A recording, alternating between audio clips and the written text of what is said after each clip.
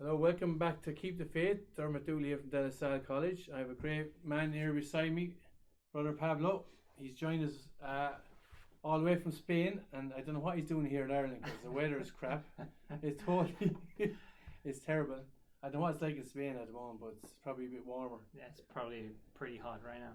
Yeah, well, look, we're delighted. Brother Pablo is here in the school helping out lads a lot there. He's playing lots of sports, basketball. He's very good at the basketball coach, and Brother Tommy got him involved, and since then the boys have grown to get very fond of him and his coaching skills and all sorts of advice he's given as well along the way. So we're here to find out with the man from Spain, and what's the man from Spain. Well, actually, it's pretty funny because I always say I'm from Spain, but technically I was born in Germany. Okay. Oh, yeah. So my mom is German, my dad is from Spain. There's a little bit of a clash between two totally different cultures there. You know, my Spanish is more like, nice weather, party. Yeah. German is more German engineering, like sport head working. Yes. But so I was born in Germany, and then we moved to Spain when I was like 3.5 years. I have two siblings and two brothers, and I grew up in Spain. I'm in different parts. I don't know if you know anything about like Spanish geography, but I've been living around near Barcelona, Tarragona, near Valencia, Catalan. mainly in a place that nobody knows here in Ireland, but it's called Zaragoza. Zaragoza is Saragossa. It's the fifth biggest city in Spain. It's northeast, below the Pyrenees, right in the middle between Madrid and Barcelona. Real Zaragoza.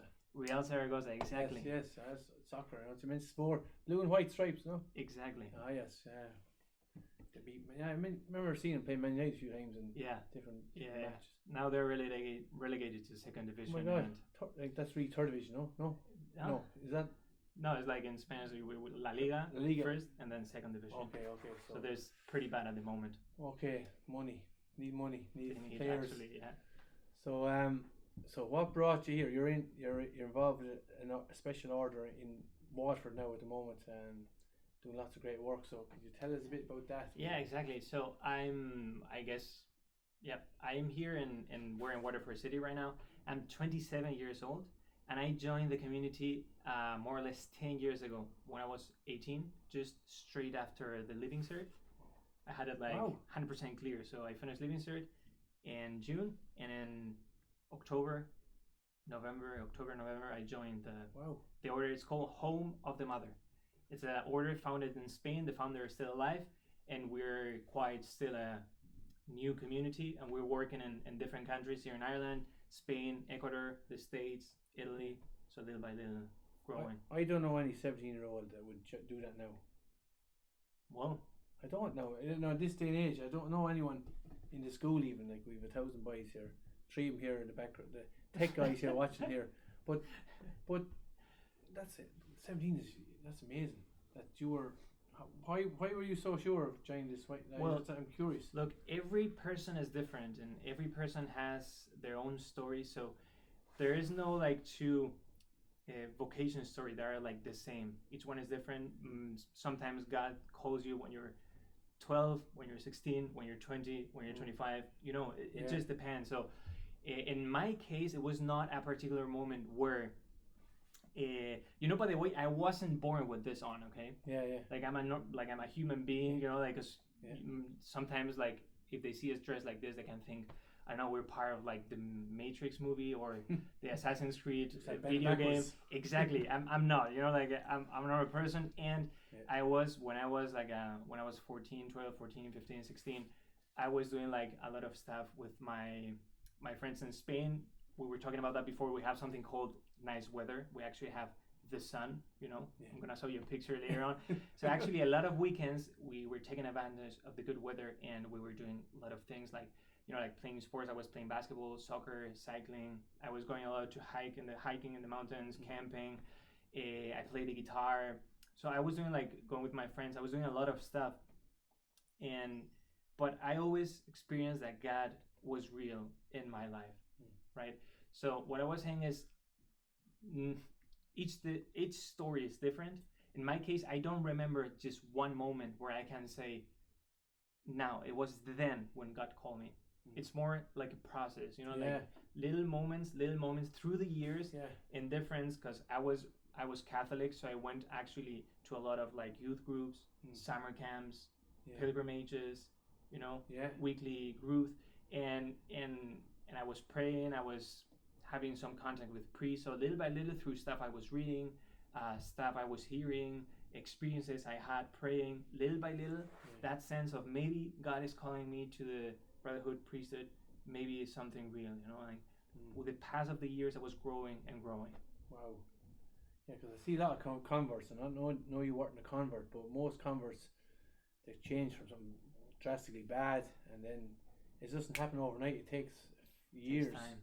But I'm 48 now, and I'm what, 20 years older, 21 years older than you, and I'm finding God more now. Maybe I'm getting old and worried looking. No. But I don't know. I just find it. I suppose maybe job. I'm fascinated. I'm just fascinated by this story because what advice now? No, I'm just trying to hone in on something you said there. How did you know God is in your life? See, some people go on about their day. They can go 24 hours without thinking about God. Some people don't think about God, but I know God is always communicating with us. And how do we get people to open their eyes, or how do we become aware of that presence, as you were talking about? Yeah, it's I guess it's some kind of a process. It's not that, well, it's simple in a way. In another way, it's not that simple, you know. It depends on each person. But what I see in my life, in my case, is that I experience God in many different ways.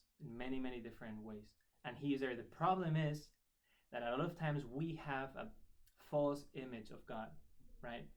We think that God is something from religion, is something from the past. You know, we enter into a church, there's maybe only some like grannies and that's it. You know, like we're in the 21st century now, you know, we're like more developed. That's something from the past, from the Middle Ages. God is, and we have all these different images from God. And I understand that a lot of people, they don't want to get closer to God. Why? Because what they think about God is not attractive. You know what I'm saying? Yeah. If God is just a man living in the clouds with a long beard, or if Jesus Christ is just some kind of hippie that walk around the world saying peace and love, if Jesus is only Mr. Nice Guy, I understand that that's not something that's going to change your life. It's not attractive. It just doesn't bother you, right? So first of all, I would say that we have to dare to actually get closer to God. So it's not what others think or what others say is about God. No, like you get closer to Him. Try to do it. Start, like go to your church, talk to your priest, start doing prayer, go to like a youth, Catholic youth group, go to summer camp, like get closer, go to confession, go back to mass, and then you will experience it. Because God is real. And as I said, we have all these like false images. And one problem that a lot of people have nowadays is, for example, God and science. I can't believe in God because we have science. But funny enough, science is proving God's existence. Yeah, exactly. That's what, what's his name? I don't remember, but the propaganda minister from Hitler, Goebbels. He was saying like I don't know like the exact quote, but he was saying like, if you say a lie once, it would be a lie. If you say a lie 1,000 times, it would start to be a doubt.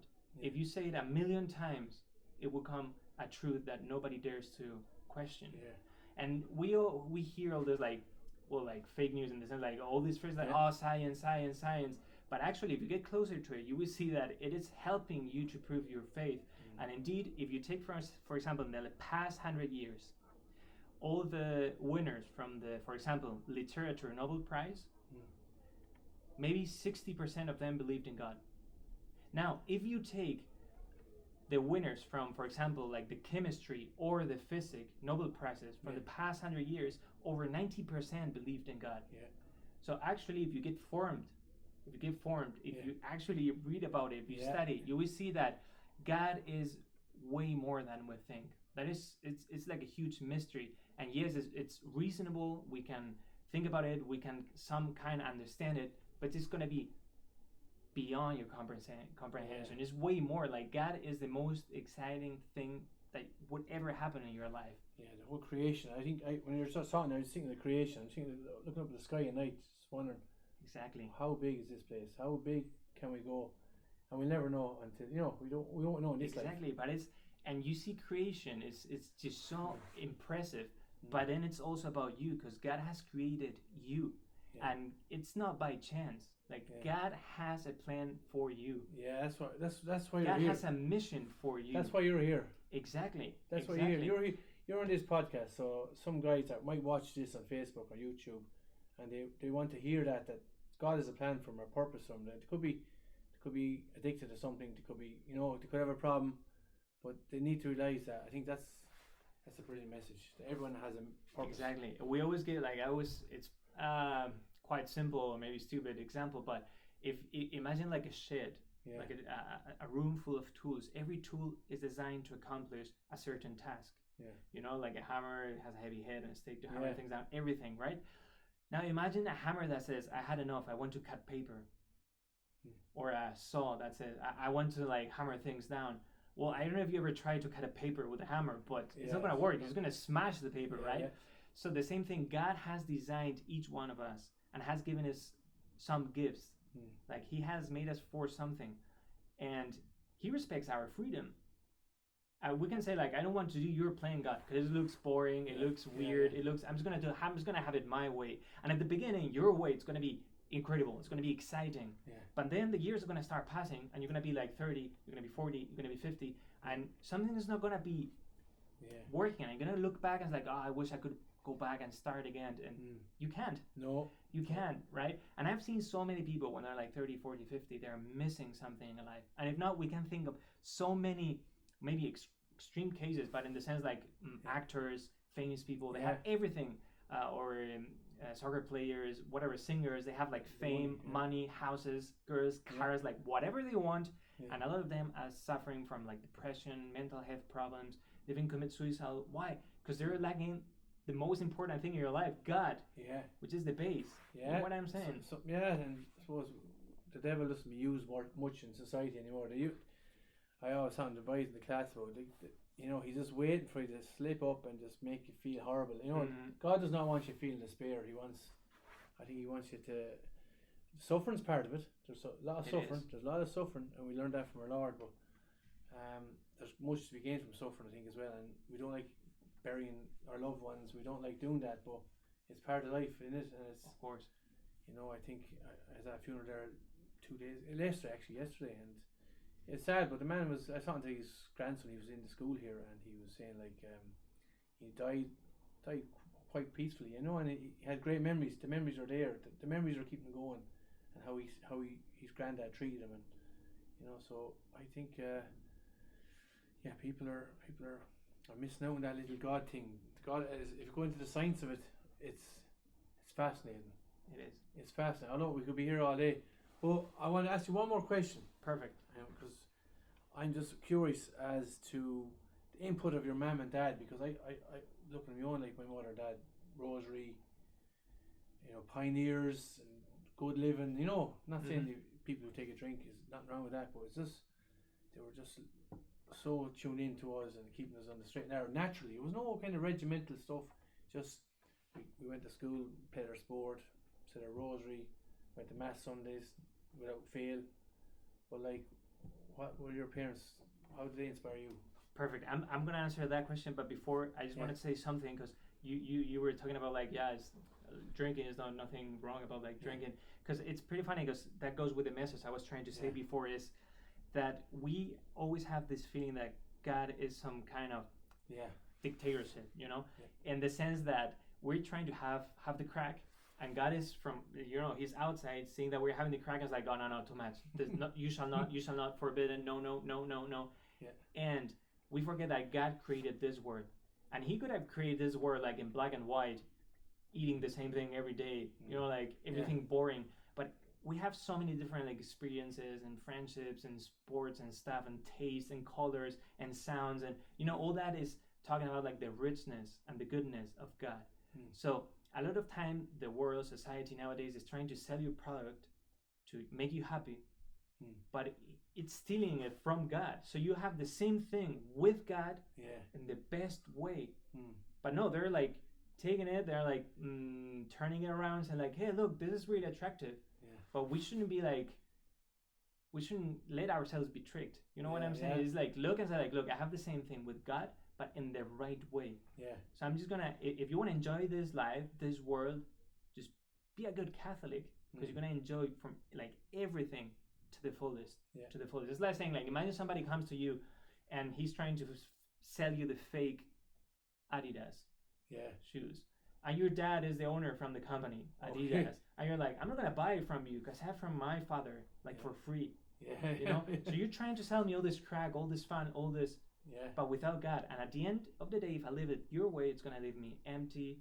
It's gonna leave me like at the end of the day. At the beginning, it's really exciting, but then you're gonna be alone. You're gonna be empty. You're gonna be like dried out. And if you do it with God, at the beginning it looks like it's like it's impossible, it's boring, but at the end of the day you're gonna have the same, but in the best way. Well, that's what the world is doing. It's trying to remove God from everything, from the governments, from politics, from schools.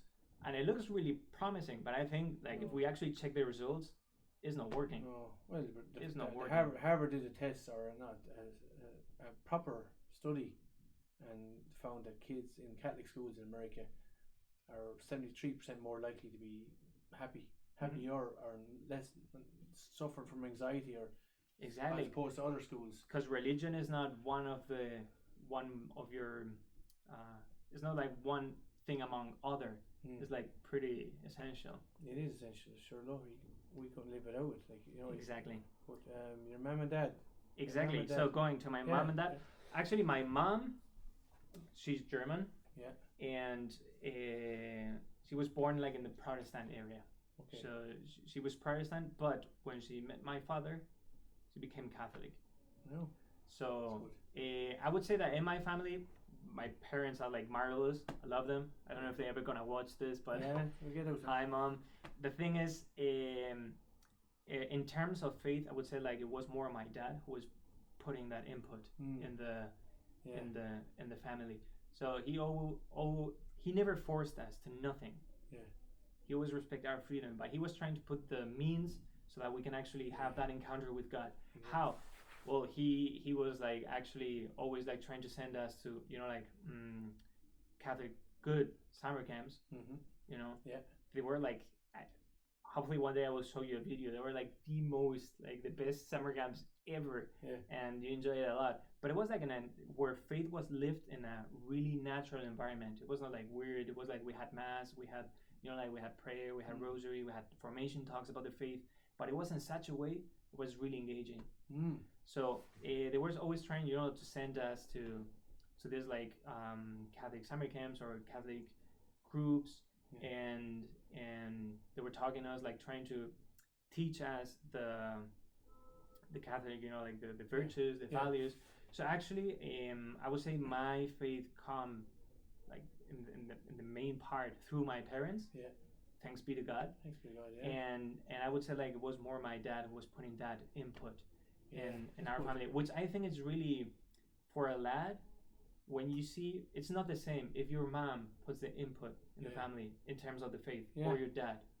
When it's your dad, I think it's more likely that the lads keep practicing the faith by their own when they're older. My dad is the same. You know, my mother prayed the rosary, but my dad would have been driving the rosary. You know, he would sit down and say the rosary. It's off television. You know. So look, we're running out of time. I know it's short. We could keep you talking. I know you could talk. I could talk you for hours here. You could hear for hours, but it's look, not the case. We might get you back and get more if you want to have a topic. We might pick a topic that you like. Let you go for it. Whatever you want. Well, nice to get that started. And look, thanks for coming on. No, thank you for inviting me. And we'll get this out, and you can share it all across your friends, across the social media spectrum. Perfect. And thanks to the lads for helping out. Lenny, Evan, thank you, lads. James, backroom team. Thanks very much.